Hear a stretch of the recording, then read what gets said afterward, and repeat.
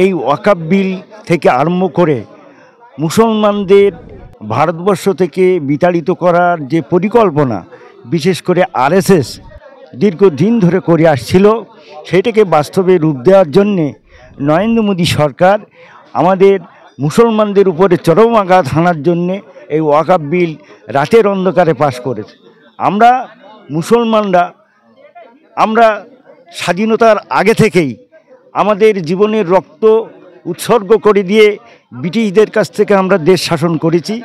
তা আপনারা জানেন, বিশেষ করে দিল্লির যে বোর্ড আছে, দিল্লির যে গেট আছে, দিল্লি গেট, সেই গেটে আপনারা জানেন আমাদের মুসলমানদের বিশেষ করে প্রায় বেশি অংশের 60% মুসলমানরা তারা আমাদের ইংরেজদের বিরুদ্ধে লড়াই করার জন্য রক্ত দিয়েছেন, জীবন দিয়েছেন। তাই মুসলমানরা এই দেশে জন্মগ্রহণ করেছিল, এই দেশে থাকবে, তাদেরকে তাড়ানো কোনোভাবে সম্ভব নয়। এই ওয়াকফ বোর্ডের যে বিল, ওয়াকফ বিল, এই বিল আমরা মানছি না, আমরা মানব না। এর বিরুদ্ধে আমরা জীবন দিয়ে লড়াই করব, শেষ রক্তবিন্দু পর্যন্ত আমরা দিয়ে আমাদের এই সম্পত্তি কিভাবে রক্ষা করা যায় তার চেষ্টা আমরা করব।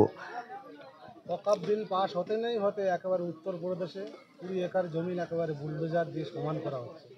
বিশেষ করে উত্তরপ্রদেশের এই যোগী আদিত্যনাথ এক বর্বর জঙ্গি। শুধু উত্তরপ্রদেশের মানুষের উপরে যেভাবে বুলডোজার চালিয়ে মুসলমানদের উপরে অত্যাচার চালাচ্ছে, আগামী 2029 সালে যখন লোকসভা আসবে, আপনারা দেখবেন সেই লোকসভা ভোটে বিজেপি ভারতবর্ষের গভর্নমেন্টে আর আসতে পারবে না। বিশেষ করে যোগী আদিত্যনাথ, অমিত শাহ এবং নরেন্দ্র মোদী যেভাবে মুসলমানদের উপরে অত্যাচার চালাচ্ছে, এবং পশ্চিমবাংলার এই শুভেন্দু অধিকারী, দিলীপ ঘোষেরা যেভাবে মুসলমানদের জঙ্গি বলছেন, যেভাবে মুসলমানদের জিহাদি বলছেন, তারা মুসলমানদের খেপিয়ে তুলে মুসলমানদেরকে হিন্দুদের বিরুদ্ধে একটা দাঙ্গা লাগানোর চেষ্টা করছেন। মুসলমান ধর্মের মানুষ, তাদের ঈমান আছে, তাদের দিলে লা ইলাহা ইল্লাল্লাহু মুহাম্মাদুর রাসূলুল্লাহ এই কলেমা পড়ে তারা তাদের দিলে সংরক্ষিত রেখেছে। তাদের মাথা কেটে দিলে তারা সেই কলেমা থেকে সরে আসবে না। তারা জিহাদি নয়, শান্তি শৃঙ্খলার মধ্য দিয়ে মুসলমানরা আজকের তাদের সম্পত্তি রক্ষা করবে। আর একটা কথা বলে শেষ করব, সেটা হলো এই, মুসলমানরা আপনারা দেখেছেন কোনো জায়গায় জোর করে হিন্দুদের উপরে কোথাও বুলডোজার চালায়নি, আগামী দিনেও চালাবে না।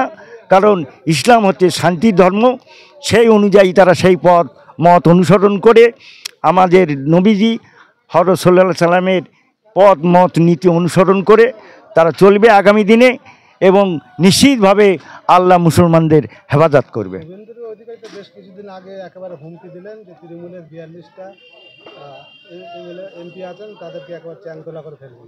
ও এক বর্বর, অসভ্য, নোংরা লোক। ওর বিরুদ্ধে যত কম কথা বলা যায় তত ভালো। ওর মাথা খারাপ হয়ে গেছে।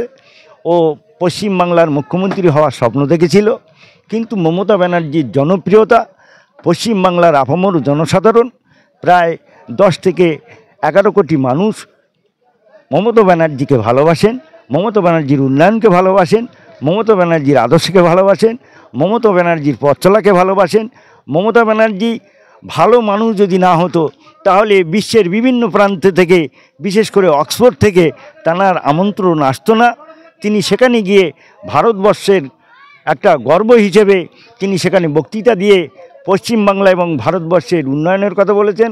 পশ্চিমবঙ্গের বিশেষ করে মহিলাদের সংরক্ষিত কিভাবে করা যায়, বিশেষ করে মহিলাদের কিভাবে উন্নয়ন করা যায়, তা তিনি দেখিয়ে দিয়েছেন।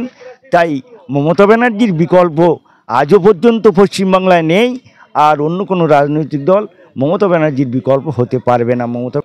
সারা ভারতবর্ষে যখন বিজেপি গভর্নমেন্টে আসে, তারপর থেকে মুসলমানদের উপরে একের পর এক আঘাত, 356 ধারা থেকে আরম্ভ করে তিনি আমাদের ধর্মীয় বিধান, বিশেষ করে তালাক প্রথা থেকে আরম্ভ করে